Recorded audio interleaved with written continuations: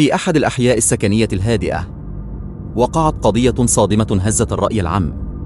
الاسم الذي ارتبط بالقضية كان خالد لطفي، رب أسرة يعيش حياة تبدو طبيعية من الخارج، لا خلافات علنية، لا بلاغات سابقة، ولا مؤشرات واضحة على كارثة قادمة.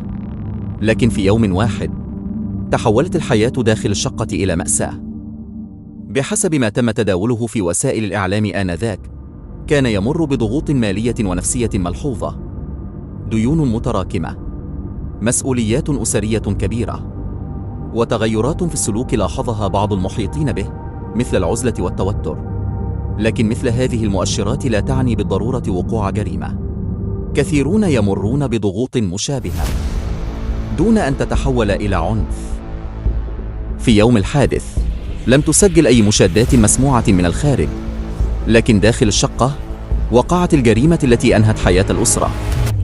التحقيقات أشارت إلى أن الحادث لم يكن نتيجة اقتحام أو اعتداء خارجي، مما وجه الشبهات إلى داخل المنزل نفسه.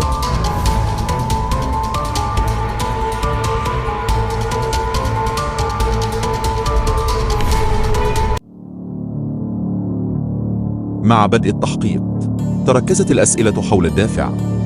هل كانت أزمة مالية خانقة؟ هل كان هناك اضطراب نفسي غير معالج؟ هل كان انهياراً لحظياً أم قراراً مسبقاً؟ التقارير لم تكشف كل التفاصيل للرأي العام، لكن القضية أحيلت إلى القضاء، وصدر حكم قضائي في النهاية.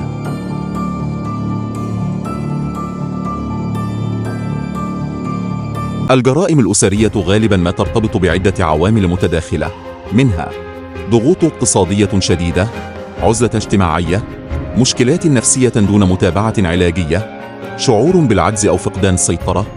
لكن الخبراء يؤكدون أن هذه العوامل تفسر السياق ولا تبرر الجريمة أبداً. هل كان بالإمكان ملاحظة إشارات مبكرة؟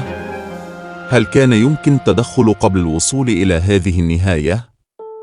القضية تفتح باباً مهماً للنقاش حول أهمية الدعم النفسي وطلب المساعدة في أوقات الضغط وكسر حاجز الصمت داخل الأسرة. هذه القصة ليست لإثارة الخوف، بل للتفكير. كيف يمكن للضغوط أن تتراكم في صمت؟ وكيف يمكن للمجتمع أن يكون أكثر وعياً قبل أن تتحول الأزمة إلى كارثة؟